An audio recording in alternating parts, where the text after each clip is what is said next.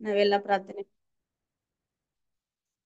ಕರ್ತನೇ ಸ್ತೋತ್ರ ಅಪ್ಪ, ಹಾಲೆಲೂಯ. ಯೇಸುವೆ ಸ್ತೋತ್ರ ದೇವರೇ, ಪ್ರೀತಿ ಸ್ವರೂಪನಾದ ತಂದೆ ಆದ ದೇವರೇ, ನಿನ್ನ ಪರಿಶುದ್ಧ ನಾಮಕ್ಕೆ ಸ್ತೋತ್ರವಾಗಲಿ ಸ್ವಾಮಿ.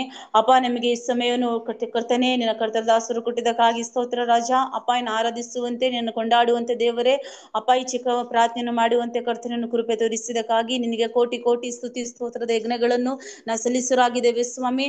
ಅಪ್ಪ, ಜಾಯ್ನಲ್ಲಿ ಇರೋ ಕರ್ತನೆ, ಜಾಯ್ನ್ ಆಗಿರೋ ನನ್ನ ಮಕ್ಕಳೆಲ್ಲರೂ ಆಶೀರ್ವದಿಸಿರಿ ದೇವರೇ. ಅಪ್ಪ, ಮುಂದಿನ ಸಮಯಗಳನ್ನು ಕರೆಗಳು ಒಪ್ಪಿಸ್ತಾ ಇದ್ದೀನಿ ದೇವರೇ. ಅಪ್ಪ, ಈ ದಿನದ ವಾಕ್ಯಗೋಸ್ಕರ ನಾವು ಪ್ರಾರ್ಥನೆ ಮಾಡುತ್ತೇವೆ ಸ್ವಾಮಿ. ಅಪ್ಪ, ನಿಮ್ಮ ಕರ್ತನೆ ಒಳ್ಳೆ ವಾಕ್ಯವನ್ನು ಕೊಟ್ಟಿದ್ದಕ್ಕಾಗಿ ಸ್ತೋತ್ರ ರಾಜ. ಇನ್ನು ಮಕ್ಕಳು ಸ್ವಾಮಿ ಅಪ್ಪ ಯೇಸುವಿನ ವಾಕ್ಯದ ಪ್ರಕಾರ ಜೀವಿಸಲು ಕರ್ತನೆ ನಮ್ಮೆಲ್ಲರನ್ನು ಆಶೀರ್ವದಿಸಿರಿ ಎಂಬುದಾಗಿ ನಾವು ಪ್ರಾರ್ಥನೆ ಮಾಡುತ್ತೇವೆ ರಾಜ. ನಮ್ಮ ಮಕ್ಕಳ ಕರ್ತನೆ ಕಿವಿಗಳನ್ನು ತೆರೆ ಮಾಡು ಎಂಬುದಾಗಿ ನಾವು ಪ್ರಾರ್ಥನೆ ಮಾಡುತ್ತೇವೆ. ವಾಕ್ಯ ಕೇಳಿ ಸ್ವಾಮಿ, ಹೃದಯದಲ್ಲಿ ಕರ್ತನೆ ಅಪ್ಪ ಇಟ್ಟುಕೊಂಡು ಹೋಗಿ ನಿನ್ನ ಸಹಾಯ ಮಾಡಿ ನಿನ್ನ ಕೃಪೆಯಿಂದ ತುಂಬಿಸಿರಿ ಎಂಬುದಾಗಿ ಪ್ರಾರ್ಥನೆ ಕೇಳಿದಕ್ಕಾಗಿ ಸ್ತೋತ್ರ. ಯೇಸು ನಾಮದಲ್ಲಿ ಪ್ರಾರ್ಥಿಸಿ ಬಿಡಿ ಹೊಂದರಿ ಪರಲೋಕದ ತಂದೆ. Thank you Ashwini. ವೆಲ್ಕಮ್ ಅಣ್ಣ. ದೇವರ ಪರಿಶುದ್ಧ ನಾಮಕ್ಕೆ ಸ್ತೋತ್ರವಾಗಲಿ. ಜಾಯ್ನ್ ಆಗಿರುವಂತಹ ಎಲ್ಲ ದೇವರ ಮಕ್ಕಳಿಗೆ ಕ್ರಿಸ್ತನ ಯೇಸು ನಾಮದಲ್ಲಿ ವಂದಿಸ್ತೇನೆ. ಕಳೆದ ವಾರ ನಾವು ಪ್ರಾರ್ಥನೆಯನ್ನ ಹಮ್ಮಿಕೊಳ್ಳಕ್ಕೆ ಆಗಿಲ್ಲ. ನಾವು ಕಳೆದ ವಾರ ನೋಡ್ತಾ ಇದ್ದಂತಹ ಸಂದೇಶ ಕೊನೆಯದಾಗಿ ಕೊನೆಯ ಒಂದು ಪಾಯಿಂಟ್ ಅಲ್ಲಿ ನಾವಿದ್ವಿ. ಒಂದು 3 ಪಾಯಿಂಟ್ ನಾವು ನೋಡ್ಬೇಕಿದೆ. ಇಲ್ಲಿ ನಾವು ಇದನ್ನ ನೋಡ್ತಿರುವಂತದ್ದು ಯೇಸು ಕ್ರಿಸ್ತನು ಮಾಡಿದಂತ ಬೋಧನೆಗಳ ಬಗ್ಗೆ ನೋಡ್ತಾ ಇದ್ವಿ. ಯಾವುದರ ಕುರಿತು ಆತನು ತನ್ನ ಬೋಧನೆಗಳನ್ನ ಮಾಡ್ತಿದ್ದ ಎಂಬುದಾಗಿ. ಕ್ರಿಸ್ತನು ಮಾಡುವಂತ ಬೋಧನೆಗಳನ್ನೇ, ಕ್ರಿಸ್ತನು ಯಾವುದರ ಮೇಲೆ ಆತನು ಹೆಚ್ಚು ದೃಷ್ಟಿ ಇಟ್ಟಿದ್ರೋ ಆ ಬೋಧನೆಗಳನ್ನ ನಾವು ಹಿಡ್ಕೋಬೇಕು. ಆ ಬೋಧನೆಗಳನ್ನೇ ನಾವು ಕೂಡ ಮಾಡಬೇಕಾಗಿರುವಂತದ್ದು. ಯೇಸು ಕ್ರಿಸ್ತನು ಆತನ ಜೊತೆ ಇರೋದಕ್ಕೂ, ಆತನ ಕುರಿತಾದ ಆತನು ಹೇಳಿದಂತ ಸುವಾರ್ತೆನ ನಾವು ಹೇಳೋದಕ್ಕೂ, ಸೈತಾನನು ದೆವ್ವಗಳನ್ನು ಬಿಡಿಸೋದಕ್ಕೂ ದೇವರು ನಮ್ಮನ್ನ ಕರೆದಿದ್ದಾರೆ ಅನ್ನುವಂಥದ್ದನ್ನ ನಾವು ನೋಡ್ಬೋದು. ಕರೆದು ಆತನು ಮಾಡಿರುವಂತಹ ಈ ಬೋಧನೆಗಳು, ಮೊದಲನೇದಾಗಿ ಎಲ್ಲೂ ಸಿಗದೇ ಇರುವಂತ ಆ ರಕ್ಷಣೆ ಕುರಿತಾಗಿ ಯೇಸು ಕ್ರಿಸ್ತನು ನಮಗೆ ಬೋಧಿಸಿದ್ದಾನೆ. ಪೇತ್ರನು ಹೇಳುವ ಹಾಗೆ ಅಪೊಸ್ತಲಗಳು 4:12 ಆ ಬರ್ಬೇಕಾಗಿರೋ ರಕ್ಷಣೆ ಅನ್ನೋದು ಯೇಸು ಕ್ರಿಸ್ತನಲ್ಲಿ ಮಾತ್ರನೇ ನಮಗೆ ಸಿಗುತ್ತೆ ಅಂತ. ಸೊ ಆ ರಕ್ಷಣೆ ಹೇಗೆ ನಾವು ಪಡ್ಕೋಬಹುದು ಅನ್ನೋದು ಯೇಸು ಸ್ವಾಮಿ ಹೋಗುವ ಎಲ್ಲಾ ಕಡೆ ಬೋಧಿಸಿದರೆಂಬುದಾಗಿ ನೋಡ್ತೇವೆ.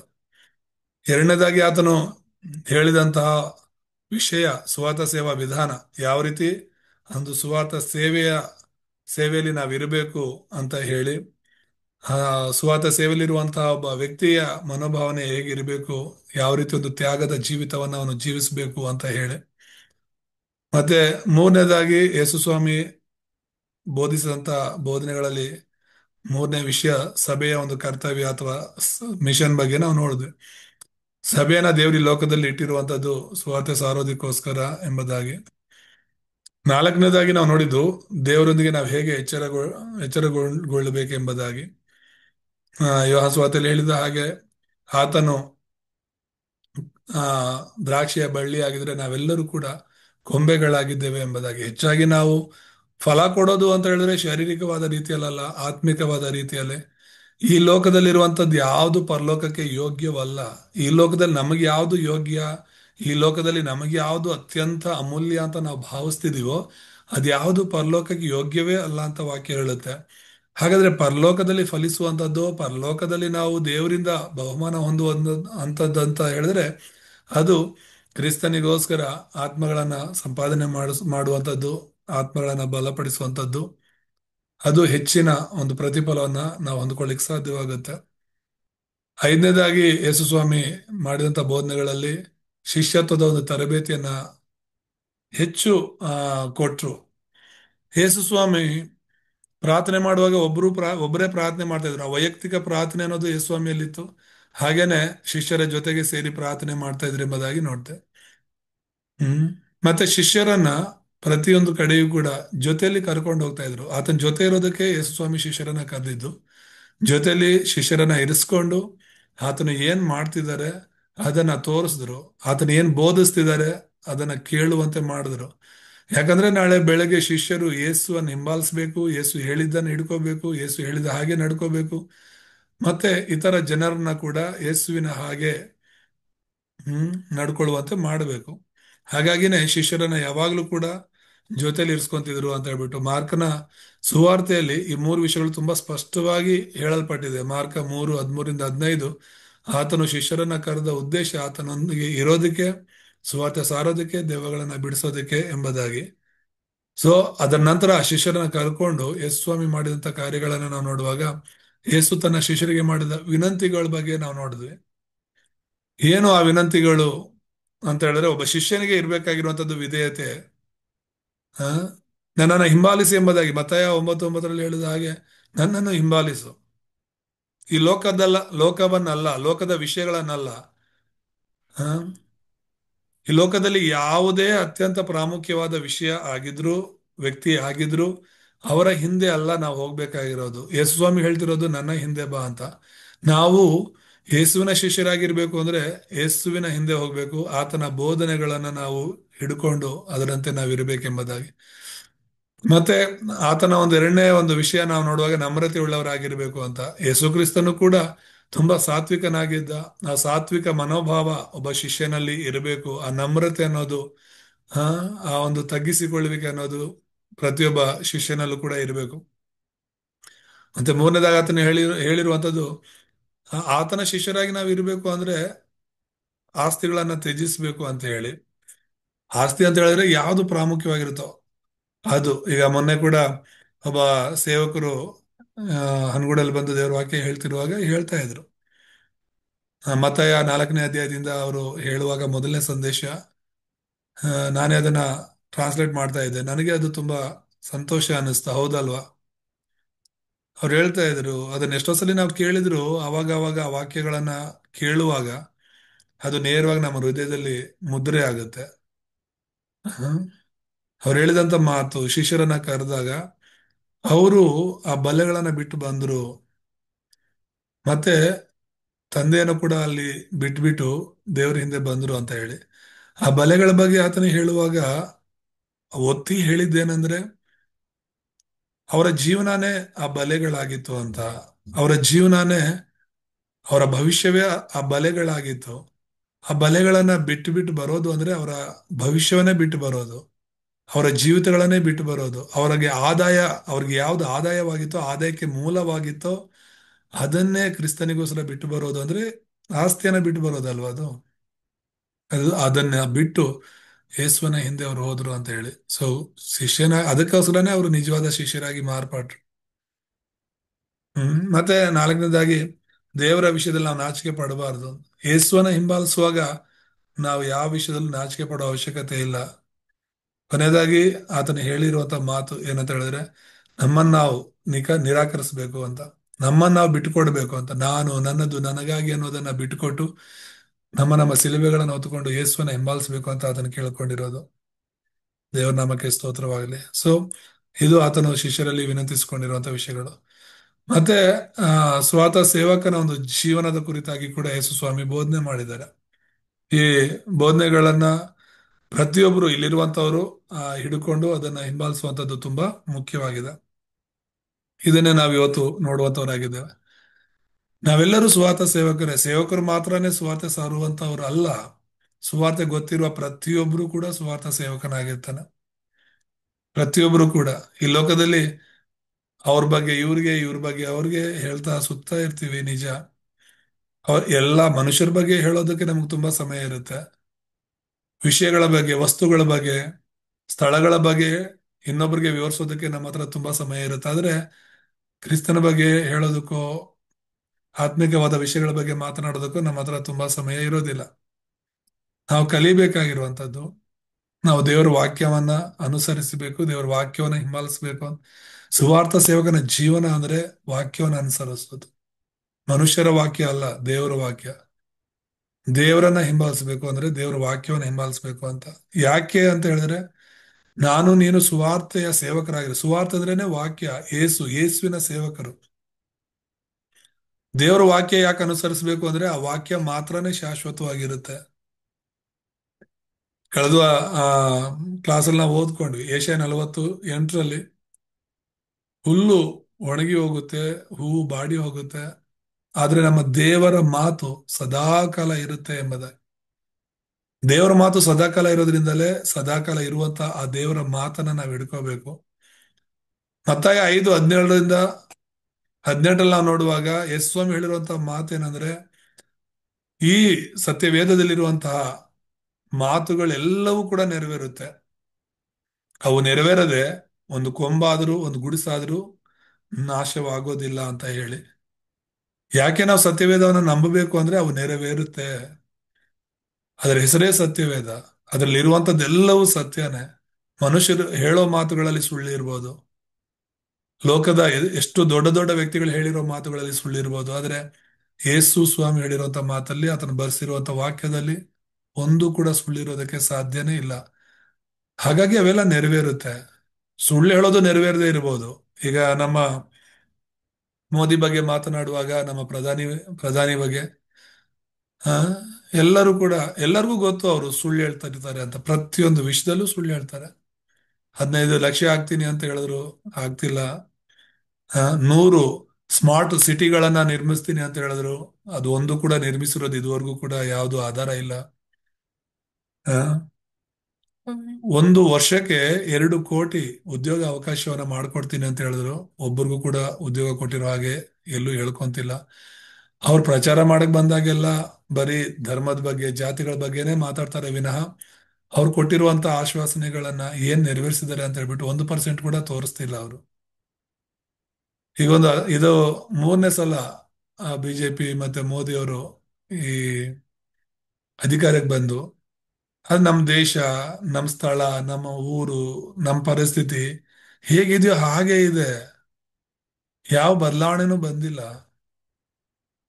ಹ್ಮ್ ಯಾಕೆ ಅಂತ ಹೇಳಿದ್ರೆ ಸುಳ್ಳು ಆಶ್ವಾಸನೆ. ಅದರಲ್ಲೂ ಆ, ರಾಜಕೀಯ ನಾಯಕರಂದ್ರೇನೆ ತುಂಬಾ ಸುಳ್ಳು ಹೇಳ್ತಿರ್ತಾರೆ.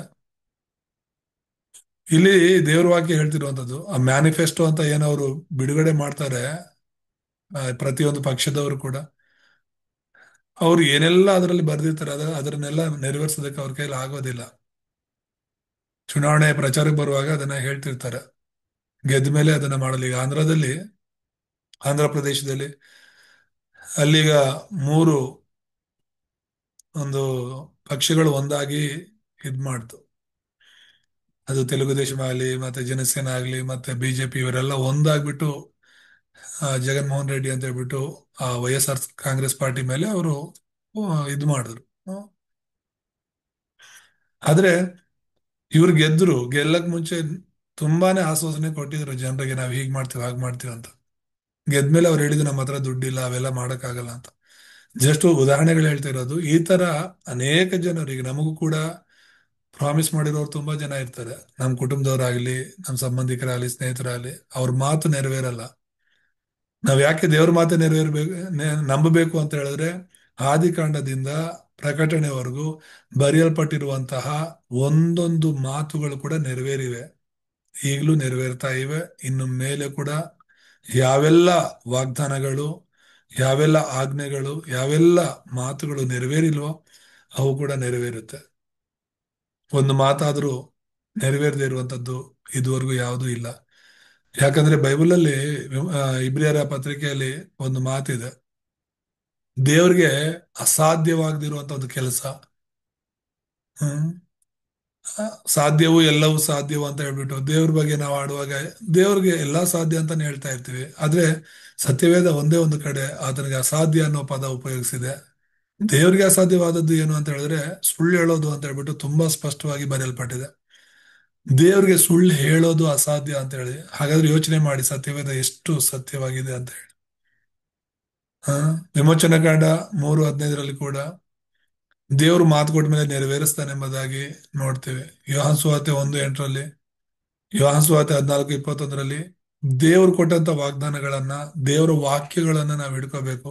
ಆ ಪ್ರತಿಯೊಂದು ವಾಕ್ಯವು ಕೂಡ ನೆರವೇರುವಂತವುಗಳಾಗಿವೆ ಎಂಬುದಾಗಿ ನಾವು ನೋಡ್ತೇವೆ.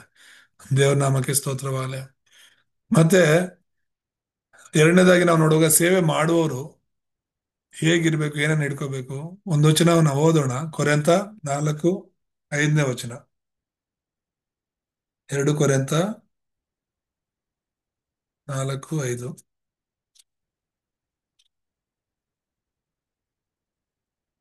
ಬರೆಯಲ್ಪಟ್ಟಿರೋದು, ನಮ್ಮನ್ನೇ ಪ್ರಸಿದ್ಧಿಪಡಿಸಿಕೊಳ್ಳದೆ ನಮ್ಮನ್ನು ಯೇಸುವಿನ ನಿಮಿತ್ತ ನಿಮ್ಮ ದಾಸರೆಂತಲೂ ಕ್ರಿಸ್ತೇಸುವನ್ನೇ ಕರ್ತನೆಂತಲೂ ಪ್ರಸಿದ್ಧಿಪಡಿಸುತ್ತೇವೆ ಅಂತ ಹೇಳಿ. 2 ಕೊರಿಂಥ 4:5. ಒಬ್ಬ ಸ್ವಾರ್ಥ ಸೇವಕನ ಮನಸ್ಥಿತಿ, ಅವನ ಜೀವನ ಹೇಗಿರಬೇಕು ಅನ್ನೋದನ್ನ ನಾವು ನೋಡ್ತಾ ಇರುವಂತದ್ದು. ಇಲ್ಲಿ ಪೌಲನು ಕೊರಿಂಥ ಸಭೆಗೆ ಹೇಳ್ತಾ ಇರುವಂತದ್ದು, ನಮ್ಮನ್ನೇ ಪ್ರಸಿದ್ಧಿಪಡಿಸಿಕೊಳ್ಳದೆ. ಇವತ್ತು ಎಷ್ಟು ಜನ ಸೇವಕರು ಪ್ರಸಿದ್ಧಿ ಪಡಿಸ್ಕೊಳ್ತಿದ್ದಾರೆ, ಅವರ ಹೆಸರನ್ನ ಹೆಚ್ಚು ಮಾಡ್ಕೊಳ್ತಿದ್ದಾರೆ. ಹ ಇಲ್ಲಿ ಸ್ನಾನಿಕನಾದ ಯೋಹಾನನು ಯೇಸುಸ್ವಾಮಿನ ಸಂಧಿಸುವಾಗ ಹೇಳೋದೇನು ಗೊತ್ತಾ? ನೀನು ಅಭಿವೃದ್ಧಿ ಆಗ್ಬೇಕು, ನಾನು ಕಡಿಮೆ ಆಗ್ಬೇಕು. ನೀನು ವೃದ್ಧಿಯಾಗಿ ನಾನು ಕಡಿಮೆ ಆಗ್ಬೇಕು. ನೀನು ಹೆಚ್ಚಿನವನಾಗ್ಬೇಕು, ನಾನು ಕಡಿಮೆ ಆಗ್ಬೇಕು. ಇವತ್ತು ಸೇವಕರು ದೇವರು ಏನೋ ಒಂದು ಕೃಪೆ ತೋರಿಸಿದ್ದಾರೆ, ಬಲಪಡಿಸಿದ್ದಾರೆ, ಆತನ ಸೇವೆ ಕರೆದಿದ್ದಾರೆ, ಒಂದು ಸೇವೆನ ಕೊಟ್ಟಿದ್ದಾರೆ ಅಂತ ಹೇಳಿದ್ರೆ ಪ್ರತಿಯೊಂದು ಕೂಡ ಆ ಸೇವಕನಿಂದಲೇ ನಡೀತಾ ಇದೆ. ಆ ಸೇವಕನಿಲ್ಲ ಅಂದ್ರೆ ಆ ಸೇವೆ ನಡೆಯಲ್ಲ, ಆ ಸೇವಕನಿಲ್ಲ ಅಂದ್ರೆ ಅಂತ ಒಂದು ಸಭೆ ನಡೆಯಲ್ಲ ಅನ್ನೋ ರೀತಿಯಲ್ಲಿ ಯೋಚನೆ ಮಾಡ್ತೇವೆ. ಇದು ಒಣ ಹೆಮ್ಮೆ ಆಗಿರುತ್ತೆ. ಸಭೆ ದೇವ್ರದು, ಸೇವೆ ದೇವ್ರದು. ಸೊ ಸೇವೆ ಮಾಡುವಂತ ನಮ್ಮೆಲ್ಲರ ಮನಸ್ಥಿತಿ ಹೀಗೆ ಇರ್ಬೇಕು. ನಮ್ಮನ್ನ ಪ್ರಸಿದ್ಧಿ ಪಡಿಸ್ಕೊಳ್ಳೋದಲ್ಲ, ನಮ್ಮನ್ನು ಯೇಸುವಿನ ನಿಮಿತ್ತ ನಿಮ್ಮ ದಾಸರಂತ ಕ್ರಿಸ್ತ ಯೇಸುವನ್ನೇ ಕರ್ತನೆಂತಲೂ ಕ್ರಿಸ್ತನಾದ ಯೇಸುವನ್ನೇ ಕರ್ತನೆಂತಲೂ ಪ್ರಸಿದ್ಧಿ ಪಡಿಸ್ತೇವೆ ಅಂತ ಹೇಳ್ತಿರುವಂತದ್ದು. ಇದು ನಮ್ಮ ಮಾತಾಗಿರ್ಬೇಕು, ಇದು ನಮ್ಮ ಜೀವನವಾಗಿರ್ಬೇಕು. ಸುವಾರ್ಥ ಸೇವೆಯಲ್ಲಿ ನಾವು ಎಷ್ಟೇ ಸೇವೆಗಳು ಮಾಡಿದ್ರು ಕೂಡ ಹೆಚ್ಚಿಸ್ಕೊಳ್ಳೋದಕ್ಕೆ ಏನಿಲ್ಲ. ಪೌಲನನ್ನು ನೋಡಿದಾಗೆಲ್ಲ ನಾವು ಮಾಡಿರೋ ಸೇವೆಗಳು ಏನೂ ಅಲ್ಲ, ನಾವು ಪಟ್ಟಿರೋ ಸೇವೆಗಾಗಿ ಕ್ರಿಸ್ತನಿಗಾಗಿ ಪಟ್ಟಿರೋ ಪ್ರಯಾಸಗಳು ಏನೂ ಅಲ್ಲ ಅಂತ ಅನ್ಸ್ಬಿಡುತ್ತೆ. ಅವನೆಷ್ಟು ಸೇವೆ ಮಾಡ್ದ, ಎಷ್ಟು ಅವಮಾನ ಹೊಂದದ, ಎಷ್ಟು ಶಿಕ್ಷೆ ಅನುಭವಿಸ್ದ, ಎಷ್ಟು ನೋವು ಅನುಭವಿಸ್ದ. ಕೊನೆಗೆ ಅವನು ರಕ್ತಸಾಕ್ಷಿಯಾಗಿ ಸಾಯ್ತಾನೆ. ಅವನೇ ಈ ತರ ಹೇಳ್ತಿದ್ದಾನೆ, ನನ್ನನ್ನ ಪ್ರಸಿದ್ಧಿ ಪಡಿಸ್ಕೊಳ್ಳೋದಕ್ಕೂ ನನ್ನನ್ನು ನಾನು ಹೊಗಳ್ಕೊಳ್ಳೋದಕ್ಕೂ ನಾನು ಎಷ್ಟರವನೆಂಬುದಾಗಿ. ನಾವೇನು ಮಾಡಿಲ್ಲ ಅಂದ್ರೂ ಕೂಡ ಆ ಹೊಗಳ್ಕೊಳ್ಳೋದು ಜಾಸ್ತಿ ಆಗ್ಬಿಡುತ್ತೆ. ನಮ್ಮನ್ನ ನಾವು ಪ್ರಸಿದ್ಧಿ ಪಡಿಸ್ಕೊಳ್ಳೋದಕ್ಕಲ್ಲ, ನಮ್ಮಲ್ಲಿರುವ ಕ್ರಿಸ್ತನನ್ನ ಪ್ರಸಿದ್ಧಿ ಪಡಿಸ್ಬೇಕು. ಅವನೇ ನಿಜವಾದ ಸುವಾರ್ಥ ಸೇವಕ. 3ನೇದಾಗಿ ನಾವು ನೋಡೋದು ತ್ಯಜಿಸುವವರೇ ಆಗಿರ್ಬೇಕು ಅಂತ. ದೇವರ ಮಕ್ಕಳಾಗಿರುವಂತವ್ರು, ದೇವರ ಸೇವಕರಾಗಿರುವಂತವ್ರು, ಸುವಾರ್ಥ ಸೇವಕರಾಗಿರುವಂತವ್ರು, ಅವರನ್ನ ಅವರು ತ್ಯಜಿಸುವಂತ ಜೀವಿತವನ್ನ ಜೀವಿಸಬೇಕು. ಇಲ್ಲಿ ನಾವು ಮತ್ತಾಯ 19ನೇ ಅಧ್ಯಾಯದಲ್ಲಿ 29ನೇ ವಚನವನ್ನ ಓದುವಾಗ, ನನ್ನ ಹೆಸರಿನ ನಿಮಿತ್ತ ಮನೆಗಳನ್ನಾಗಲಿ, ಅಣ್ಣ ತಮ್ಮಂದಿರನ್ನಾಗಲಿ, ಅಕ್ಕ ತಂಗಿಯರನ್ನಾಗಲಿ, ತಂದೆಯನ್ನಾಗಲಿ, ತಾಯಿಯನ್ನಾಗಲಿ, ಮಕ್ಕಳನ್ನಾಗಲಿ, ಭೂಮಿಯನ್ನಾಗಲಿ ಬಿಟ್ಟು ಬಿಟ್ಟವರೆಲ್ಲರಿಗೆ ಅನೇಕ ಪಾಲು ಹೆಚ್ಚಾಗಿ ಸಿಕ್ಕುವುದು ಮತ್ತು ಅವರು ನಿತ್ಯ ಜೀವಕ್ಕೆ ಬಾಧ್ಯರಾಗುವರು ಎಂಬುದಾಗಿ ತುಂಬಾ ಸ್ಪಷ್ಟವಾಗಿದೆ.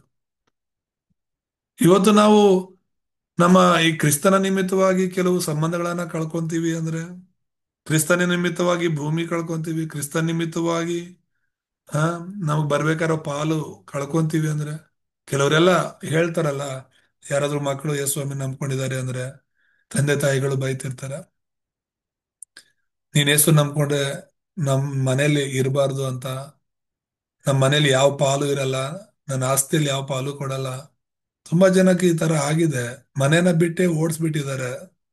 ಆ ಮಕ್ಕಳು ಇಲ್ಲ ನಮ್ಗೆ ಯೇಸುನೇ ಬೇಕು ಅಂತ ಹೇಳುವಾಗ, ಯೇಸುನ ಬಿಡಕ್ ಆಗಲ್ಲ ಅಂತ ಹೇಳುವಾಗ, ಅಂತ ಮಕ್ಕಳನ್ನ ಮನೆ ಬಿಟ್ಟೆ ಓಡಿಸಿರುವಂತಹ ಎಷ್ಟೋ ಸಾಕ್ಷಿಗಳನ್ನ ನಾವು ಕೇಳಿರ್ತೀವಲ್ಲ. ಎಷ್ಟೋ ಜನ ಸಾಕ್ಷಿ ಹೇಳಿದ್ದಾರೆ. ಅಂಥವ್ರೆಲ್ಲರೂ ನಿಜವಾಗ್ಲೂ ಗ್ರೇಟ್ ಅಲ್ವಾ? ಒಂದ್ ವೇಳೆ ಆಸ್ತಿಗೋಸ್ಕರ, ಅಂತಸ್ಗೋಸ್ಕರ, ಆ ಮನೆ ಕುಟುಂಬಕ್ಕೋಸ್ಕರ ಇಲ್ಲ ನನ್ಗಿವೆಲ್ಲ ಬೇಡ ಅನ್ಕೊಂಡಿದ್ರೆ, ಯೋಸೆಫನು ಕೂಡ ಆತರ ಅನ್ಕೊಂಡಿದ್ರೆ ಅವನ್ ಸ್ವಂತ ಕುಟುಂಬನ ಕೂಡ ಅವನ್ ರಕ್ಷಣೆ ಮಾಡ್ಲಿಕ್ಕೆ ಆಗ್ತಿರ್ಲಿಲ್ಲ. ದೇವ್ರ ಚಿತ್ತದಂತೆ ಅವನು ಹೋದ. ಆದ್ರೆ ಒಂದು ದಿನ ಇಡೀ ಕುಟುಂಬ ಬಂದು ಅವನ್ ಗಡ್ಡೆ ಬೀಳುವಂತ ಸಮಯ ಬಂತು. ಊಟಕ್ಕೋಸ್ಕರ ಭಿಕ್ಷೆ ಬೇಡುವಂತ ಸಮಯ ಬಂತು. ದವಸ ಧಾನ್ಯಗಳಿಗೋಸ್ಕರ ಅವನನ್ನು ಹುಡ್ಕೊಂಡು ಬಂದ ಪರಿಸ್ಥಿತಿ ಬಂತು. ಸೊ ದೇವರನ್ನ ನಂಬುವವರು, ದೇವರನ್ನ ಹಿಂಬಾಲಿಸುವವರು ಖಂಡಿತವಾಗ್ಲೂ ಅವರು ರಕ್ಷಣೆ ಮಾಡ್ಕೊಳ್ತಾರೆ, ಅವ್ರ ಕುಟುಂಬನ ರಕ್ಷಿಸ್ತಾರೆ.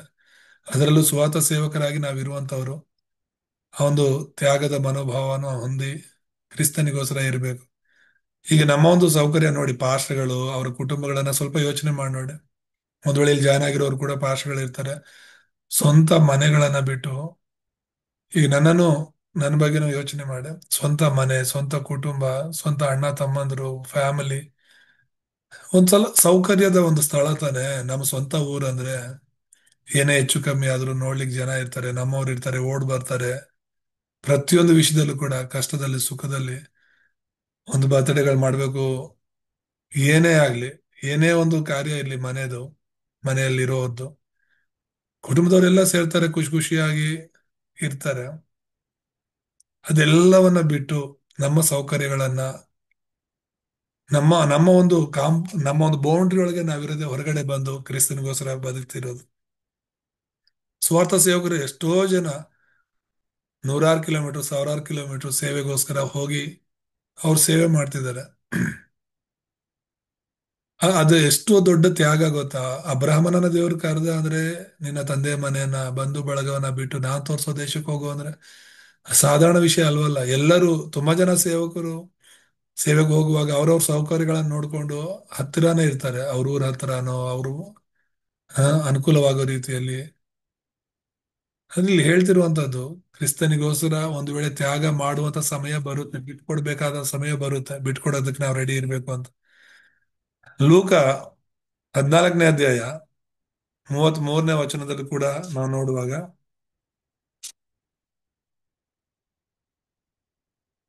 ಲೂಕ 14:33, ಹಾಗೆಯೇ ನಿಮ್ಮಲ್ಲಿ ಯಾವನೇ ಆಗಲಿ ತನಗಿರುವುದನ್ನೆಲ್ಲ ಬಿಟ್ಟು ಬಿಡದೆ ಹೋದರೆ ಅವನು ನನ್ನ ಶಿಷ್ಯನಾಗಿರಲಾರನು ಅಂತ. ಹ್ಮ್ ನಿಮ್ಮಲ್ಲಿ ಯಾವನೇ ಆಗಲಿ ತನಗಿರುವುದನ್ನೆಲ್ಲ ಬಿಟ್ಟು ಬಿಡದೆ ಹೋದರೆ ಅವನು ನನ್ನ ಶಿಷ್ಯನಾಗಿರಲಾರನು ಅಂತ ಯೇಸು ಸ್ವಾಮಿ ಹೇಳ್ತಿರೋದು. ತ್ಯಜಿಸ್ಲಿಲ್ಲ ಅಂದ್ರೆ, ಕ್ರಿಸ್ತನನ್ನ ಹಿಂಬಾಲಿಸೋದಂದ್ರೆ ಯೋಚನೆ ಮಾಡಿ. ಈಗ ನಾನು ಆಗ್ಲೇ ಹೇಳ್ದಾಗೆ, ಯೇಸು ಸ್ವಾಮಿ ತನ್ನ ಶಿಷ್ಯರನ್ನ ಕರೆದಾಗ, ನನ್ನನ್ನು ಹಿಂಬಾಲಿಸಿ ಅಂತ ಹೇಳಿದಾಗ ಅವ್ರು ಎಲ್ಲವನ್ನ ಬಿಟ್ಟು ಬಂದ್ರು. ಹ್ಮ್ ಎಲ್ಲವನ್ನ ಬಿಟ್ಟು ಯೇಸುವೇ ಸಾಕು ಅಂತ ಬಂದಿದ್ದವರು ಒಂದೇ ಕರೆಗೆ. ಆ ಶಿಷ್ಯರಂದ್ರೆ ನನಗೆ ಯಾಕೆ ಹೆಮ್ಮೆ, ದೇವ್ರು ಯಾಕೆ ಅವ್ರನ್ನ ಅಷ್ಟು ಪ್ರೀತಿ ಮಾಡಿದ್ರು, ದೇವ್ರು ಯಾಕೆ ಅವ್ರನ್ನ ಅಷ್ಟು ಸಲ ಕ್ಷಮಿಸಿದ್ರು ಅಂತ ಹೇಳಿದ್ರೆ, ಅವ್ರು ಮಾಡಿದಂತ ತೀರ್ಮಾನ ಯೋಚನೆ ಮಾಡಿ. ಈಗ ನಾನೇ ಆಗ್ಲಿ, ನೀನೇ ಆಗ್ಲಿ, ಎಲ್ಲೋ ಕೆಲಸ ಮಾಡ್ಕೊಂಡಿರೋರ ಹತ್ರ ಹೋಗ್ಬಿಟ್ಟು ನನ್ನನ್ನು ಹಿಂಬಾಲಿಸು ಅಂತ ಹೇಳಿದ ತಕ್ಷಣ ಅವ್ರೆಲ್ಲವನ್ನ ಬಿಟ್ಟು ಬರ್ತಾರ? ಯಾರು ಬರ್ತಾರೆ? ಈಗ ನಮ್ಮ ಹತ್ರನೇ ಬಂದು, ಯೇಸು ಸ್ವಾಮಿನೇ ಆಗ್ಲಿ, ಆ ಕಾಲದಲ್ಲೇ, ನಾವ್ ಯೇಸು ಸ್ವಾಮಿ ಕಾಲದಲ್ಲೇ ಇರೋರಾಗಿದ್ರು ಕೂಡ, ಈಗ ನಾವೇ ಪೇತ್ರ ಯೋಹಾನರ ಒಂದು ಸ್ಥಳದಲ್ಲಿ ಇದ್ಕೊಂಡು ಮೀನ್ ಹಿಡಿಯೋರಾಗಿರ್ತೀವಿ ಅನ್ಕೊಳ್ಳಿ. ಯೇಸುವೆ ಬಂದು ನಮ್ಮನ್ನು ಕರೆದಾಗ ಎಷ್ಟ್ ಜನ ನಾವ್ ಯೇಸುವನ್ನ ಹಿಂಬಾಲಿಸ್ತಿದ್ವಿ? ಯೇಸು ಯಾರಂತ ಗೊತ್ತಿಲ್ಲ, ಯೇಸುವಿನ ಹಿಂದೆ ಮುಂದೆ ಏನಂತ ಗೊತ್ತಿಲ್ಲ, ಯಾಕೆ ಕರಿತಿದಾರಂತ ಗೊತ್ತಿಲ್ಲ. ಇವತ್ತು ನಾವೇ ಯಾರನ್ನಾದ್ರೂ ಕರೆದ್ರೆ, ನಮ್ಮ ಮಕ್ಕಳನ್ನ ಕರೆದ್ರೆ ಕೂತಿರೋ ಜಾಗದಿಂದಲೇ 108 ಪ್ರಶ್ನೆ ಕೇಳ್ತಾರೆ, ಯಾಕೆ, ಏನು ಹೇಳಿ ಅಂತ. ಆದ್ರೆ ಈ ಶಿಷ್ಯರು ಕೇಳಿದ ತಕ್ಷಣ ಒಂದೇ ಮಾತಿಗೆ ಎಲ್ಲ ಬಿಟ್ಟು ಬರ್ತಾರೆ ಅಂದ್ರೆ, ಆ ಡೆಡಿಕೇಶನ್, ಆ ಒಂದು ತೀರ್ಮಾನ ನಿಜವಾಗ್ಲೂ ಕೂಡ ಅವ್ರ ಜೀವಿತಗಳನ್ನ ಬದಲಾಯಿಸುವಂತ ತೀರ್ಮಾನವಾಗಿತ್ತು. ಒಂದ್ ವೇಳೆ ನಾವು ಬರಲ್ಲ ಅಂತ ಅನ್ಕೊಂಡು ಬಂದ್ರೆ ನಮ್ ಜೀವನದಲ್ಲಿ ಏನ್ ಸಿಗುತ್ತೆ, ನಮ್ ಜೀವನ ಹೇಗ್ ಆಗ್ಬಿಡುತ್ತೆ, ಇರೋ ಈ ಕಸಬನ್ನ, ಮೀನು ಹಿಡಿಯೋದನ್ನ ಬಿಟ್ಟು ನಾವು ನಮ್ ಕುಟುಂಬ ಹೇಗ್ ಬದುಕಕ್ಕಾಗತ್ತೆ ಅಂತ ಏನಾದ್ರೂ ಒಂದು ಕ್ಷಣ ಯೋಚನೆ ಮಾಡಿದ್ರೆ, ಯೇಸುವಿಗೆ, ದೇವಾದಿ ದೇವನಿಗೆ, ರಾಜಾದಿ ರಾಜನಿಗೆ ಶಿಷ್ಯರಾಗಿರುವಂತ ಅವಕಾಶ ಕಳ್ಕೊಳ್ತಾ ಇದ್ರು ಅವರು. ಅವ್ರ ಲೋಕದ ಆಶೀರ್ವಾದಗಳನ್ನ ಕಳ್ಕೊಳ್ತಾ ಇದ್ರು ಅವರು. ಇವತ್ತು ಇಡೀ ಪ್ರಪಂಚ ಆ ಶಿಷ್ಯರ ಬಗ್ಗೆ ಮಾತನಾಡ್ತಾ ಇದೆ. ಯಾಕಂದ್ರೆ ಅವ್ರು ಯೇಸುವನ್ನು ಹಿಂಬಾಲಿಸಿದ್ರು, ಲೋಕಕ್ಕೆಲ್ಲ ಹೋಗಿ ಅವ್ರು ಸುವಾರ್ತೆ ಸಾರಿದ್ರು. ಇವತ್ತು ದೇವ್ರು ನಮ್ಮನ್ನು ನಿಮ್ಮನ್ನು ಕರೆದಿದ್ದಾರೆ. ಕೆಲವು ಕಷ್ಟ ಆಗುತ್ತೆ ಬಿಟ್ಟು ಬರಕ್ಕೆ ಯೇಸುವಿನಿಂದ, ಆದ್ರೂ ಕೂಡ ಬೀಳ್ಲೇಬೇಕು. ಕ್ರಿಸ್ತನ ಬೇಕು ಅಂದ್ರೆ ಕೆಲವು ವಿಷಯಗಳನ್ನ ಬೀಳ್ಲೇಬೇಕಾಗತ್ತೆ. ಮಾರ್ಕ 19:27.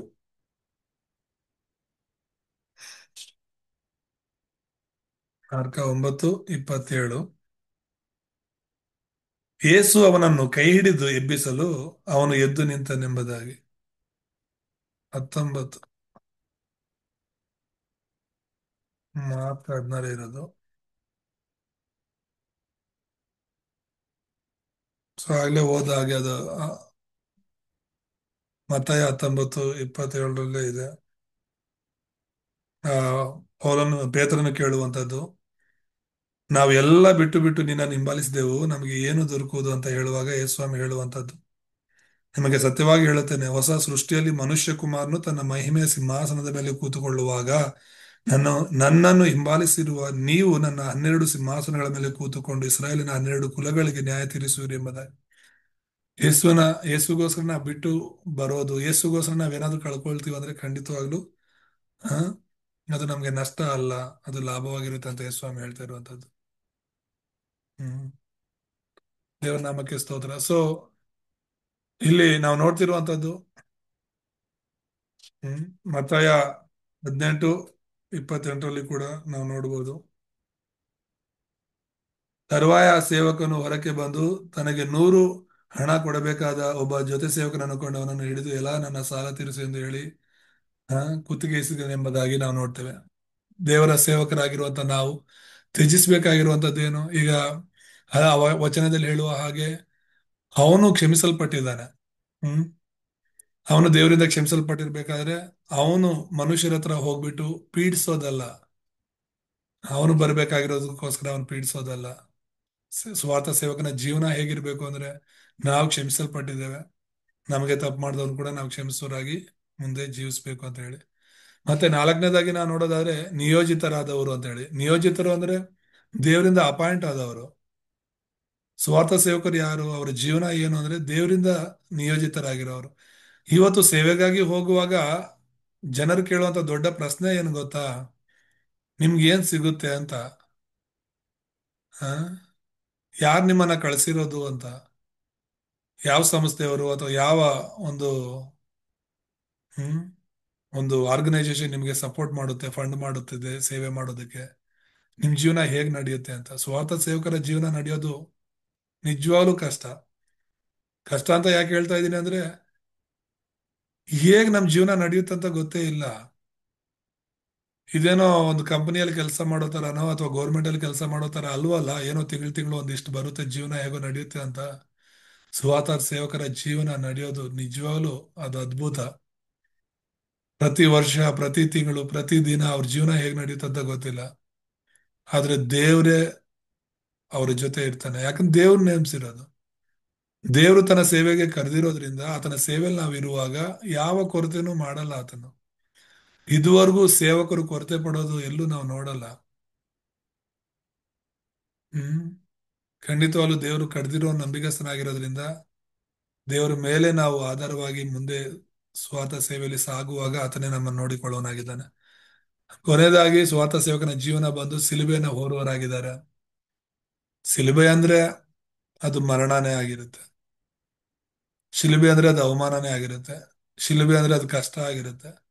ನಿನ್ನ ಸಿಲುಬೆನ ನೀನು ಹೊತ್ಕೊಂಡು ನಾನು ಹಿಂದೆ ಬಾ ಅಂದ್ರೆ ಯೋಚನೆ ಮಾಡಿ ನೋಡಿ. ನಿನ್ನ ಜೀವನ, ನಿನ್ನ ಮರಣ, ನಿನ್ನ ಭವಿಷ್ಯ, ನಿನ್ನ ಕಷ್ಟ, ಹಿಂಸೆ, ಅವಮಾನಗಳೆಲ್ಲ ನೀನು ಹೊತ್ಕೊಂಡು ಬರ್ಬೇಕು. ನನ್ನ ಹಿಂದೆ ಬರ್ಬೇಕು ಅಂದ್ರೆ ಇವೆಲ್ಲ ಆಗುತ್ತೆ. ಅಂದ್ರೆ ಹಸಿ ಮರವಾಗಿರುವಂತ ನನಗೆ ಇದೆಲ್ಲ ನಡೆದಿದೆ ಅಂತ ಹೇಳಿದ್ರೆ, ಒಣ ಮರವಾಗಿರುವಂತ ನಿಮಗೆ ಇನ್ನು ಎಷ್ಟು ಕಷ್ಟ ಬರ್ಬೋದು ಅಂತ ಯೇಸ್ವಾಮಿ ಹೇಳಿರುವಂತ. ಸ್ವಾರ್ಥ ಸೇವಕರ ಜೀವನ ಹ್ಮ್ ದೇವ್ರ ನಾಮ ಮಹಿಮೆ ಪಡಿಸುವಂತ ಜೀವನ ಅದು. ಇಲ್ಲಿರುವಂತ ನಾವೆಲ್ಲರೂ ಕ್ರಿಸ್ತನ ಸ್ವಾರ್ಥ ಸೇವಕರಾಗಿದ್ದೇವೆ. ಹಾಗಾಗಿ ಆತನನ್ನ ಪ್ರಸಿದ್ಧಿಪಡಿಸುವವರಾಗಿ, ಆತನ ನಾಮ ಮಹಿಮೆ ಪಡಿಸುವವರಾಗಿ, ಆತನ ವಾಕ್ಯವನ್ನ ಹಿಡ್ಕೊಂಡವರಾಗಿ ನಾವು ಜೀವಿಸೋಣ. ಮುಂದೆ ಬರುವಂತ ದಿನಗಳು ನಿಜವಾಗ್ಲೂ ಕಠಿಣ ದಿನಗಳಾಗಿವೆ. ಆ ಇನ್ನೂ ತುಂಬಾ ಕಠಿಣವಾದ ದಿನಗಳಾಗಿವೆ. ಈಗಲೇ ಸಮಸ್ಯೆಗಳು ಸಮಸ್ಯೆಗಳ ಮೇಲೆ ಸಮಸ್ಯೆಗಳು ಬರ್ತಾ ಇರುತ್ತೆ. ಸ್ವಾರ್ಥ ಸೇವೆ ಮಾಡೋದು, ಸ್ವಾರ್ಥ ಸಾರೋದು ಅಷ್ಟು ಸುಲಭ ಅಲ್ಲ ಈಗಲೂ. ಹ್ಮ್ ಆದ್ರೂ ಕೂಡ ಸ್ವಾರ್ಥ ಸೇವಕರ ಒಂದು ಜೀವನ ಎಷ್ಟು ಆಶೀರ್ವಾದಕರ ಅಂತ ಹೇಳಿದ್ರೆ, ಒಬ್ಬರಿಗೆ ನಾವು ಸ್ವಾರ್ಥ ಹೇಳ್ತೀವಿ, ಅವನ ಜೀವಿತನ ನಾವು ಮಾರ್ಪಡಿಸ್ತೀವಿ ಅಂತ ಹೇಳಿದ್ರೆ ಯೋಚನೆ ಮಾಡಿ ನೋಡಿ. ಯೂಟ್ಯೂಬ್ ಅಲ್ಲಿ ಒಬ್ಬ ಪಾಸ್ಟ್ ಹೇಳ್ತಾ ಇದ್ರು, ಹಿಂದಿ ಪಾಸ್ಟ್ ಒಬ್ರು ಹೇಳ್ತಾ ಇದ್ರು, ಹ್ಮ್ ಪಾಪಗಳನ್ನ ಬಿಡೋದು, ಕೆಟ್ಟ ಕಾರ್ಯಗಳನ್ನ ಬಿಡೋದು, ಕುಡಿಯೋದು, ಅದು ಇದು ಇವೆಲ್ಲ ಮೋಸಕರವಾದ ಜೀವಿತನ ಬಿಡೋದು. ಒಂದ್ ವೇಳೆ ಮತಾಂತರ ಅಂತ ನೀವು ಅನ್ನೋದಾದ್ರೆ, ಇದು ಮತಾಂತರನೇ ಅನ್ಕೊಳ್ಳಿ, ನಮ್ಗೆ ಇಂಥ ಜೀವನನೇ ಬೇಕು ಅಂತ ಹೇಳ್ಬಿಟ್ಟು, ಬದಲಾಗುವಂತ ಜೀವನನೇ ನಮಗೆ ಬೇಕು ಅಂತ ಹೇಳ್ಬಿಟ್ಟು. ಇವತ್ತು ಎಷ್ಟೋ ಜನ ಸೇವಕರು, ಸ್ವಾರ್ಥಿಕರು ಅನೇಕ ಕುಟುಂಬಗಳನ್ನ, ಅನೇಕ ಜನರನ್ನ ಬದಲಾಯಿಸ್ತಿದ್ದಾರೆ. ಸ್ವಾರ್ಥ ಸೇವಕರೇ ಇಲ್ಲ ಅಂತ ಹೇಳಿದ್ರೆ ಇನ್ನು ಈ ಪ್ರಪಂಚ ಹೇಗಿರ್ತಿತ್ತು ಯೋಚನೆ ಮಾಡಿ ನೋಡಿ. ನೀನು ನಾನು ದೇವರಿಂದ ಕರೆಯಲ್ಪಟ್ಟಿರೋರು, ದೇವರ ಬೋಧನೆಗಳನ್ನ ಹಿಡ್ಕೊಳ್ಳೋಣ. ಮನುಷ್ಯರ ಬೋಧನೆ ಅಲ್ಲ, ಮನುಷ್ಯರ ಮಾತುಗಳಲ್ಲ. ಇವತ್ತು ನಮ್ಮ ಅಪ್ಪ ಹೇಳಿದ್ರು, ಅಮ್ಮ ಹೇಳಿದ್ರು, ನನ್ನ ಸ್ನೇಹಿತ ಹೇಳಿದ, ಸ್ವಾಮೀಜಿ ಹೇಳ್ದ, ಗುರುಜಿ ಹೇಳ್ದ ಅಂತ ಅವ್ರು ಹೇಳಿರೋ ಮಾತುಗಳನ್ನ ಹಿಡ್ಕೊಂಡು ಜೀವ ಕೊಡ್ತಾವ್ರೆ ಜನ. ಅದಕ್ಕಿಂತ ಹೆಚ್ಚಾಗಿ ನಾವು ಕ್ರಿಸ್ತನ ಮಾತನ್ನ ಹಿಡ್ಕೊಂಡು ಕ್ರಿಸ್ತನಿಗಾಗಿ ಜೀವಿಸೋಣ. ಕ್ರಿಸ್ತನ ಜೊತೆಗೆ ನಾವು ಶಾಶ್ವತವಾಗಿರಬೇಕು. ಕ್ರಿಸ್ತನೇ ನಮಗೆ ಪ್ರತಿಫಲ ಕೊಡೋದು. ಎಲ್ಲವೂ ಕ್ರಿಸ್ತನಿಂದಲೇ ಅಂತ ಹೇಳುವಾಗ ನಾವು ಕ್ರಿಸ್ತನಿಗಾಗಿ ಜೀವಿಸೋದ್ರಲ್ಲೇ ನಿಜವಾದ ಅರ್ಥ ಇರೋದು. ಈ ವಾಕ್ಯದಿಂದ ದೇವರು ನಮ್ಮೆಲ್ಲರನ್ನ ಆಶೀರ್ವಾದ ಮಾಡಲಿ. ಪ್ರಾರ್ಥನೆ ಮಾಡ್ಕೊಳ್ಳೋಣ. ನಮ್ಮ ಮಧ್ಯದಲ್ಲಿ ತಿಮೋತಿ ಪಾಸ್ಟರ್ ಇದ್ದಾರೆ, ಪ್ರಾರ್ಥನೆ ಮಾಡಿ ಮುಗಿಸ್ತಾರೆ. ಬಹಳ ಪ್ರೀತಿ ಮಾಡುವಂತ ಪರಲೋಕ ತಂದೆ ಸ್ತೋತ್ರ. ಕರ್ತನೆ, ಸುವಾರ್ತೆ ಸೇವಕನ ಸುವಾರ್ತೆ ಸೇವಕನ ಬಗ್ಗೆ ಕರ್ತನೆ ನೀವು ಹೇಳ್ಕೊಟ್ಟಂತ ವಾಕ್ಯಗಳು ಕರ್ತನೆ ನಮ್ಗೆ ಇವತ್ತು ಪಾಸ್ಟ್ ತಿಳಿಸಿದ ಬಗ್ಗೆ ಸ್ತೋತ್ರ. ಯೇಸು ನಾಮದಲ್ಲಿ ಕರ್ತನಪ್ಪ ಜೂಮ್ ಮೀಟಿಂಗ್ ಅಲ್ಲಿ ಇರುವಂತ ಪ್ರತಿಯೊಬ್ಬರಿನ ಆಶ್ವಾಸಗಳು ಕರ್ತನೆ. ಇನ್ನು ಕರ್ತನಪ್ಪ ನಾವು ಶಿಷ್ಯರುಗಳಾಗಿ ವಾಕ್ಯಗಳ ನಮ್ಮ ಹೃದಯಗಳಲ್ಲಿ ಮುದ್ರ ಮಾಡಿಕೊಂಡು ಕರ್ತನಪ್ಪ ನಿಮ್ಮಲ್ಲಿ ಬೆಳೆಯುವಂತ ಸಹಾಯ ಮಾಡುತ್ತೆ. ಎಲ್ಲಾ ನಿಮ್ಗೆ ಲಭಿಸಿಬಿಟ್ಟು ಕ್ರಿಸ್ತನಾದ ಯೇಸು ನಾಮದಲ್ಲಿ ಪ್ರಾರ್ಥಿಸ್ತೀವಿ ತಂದೆಯೇ, ಆಮೆನ್. Thank you.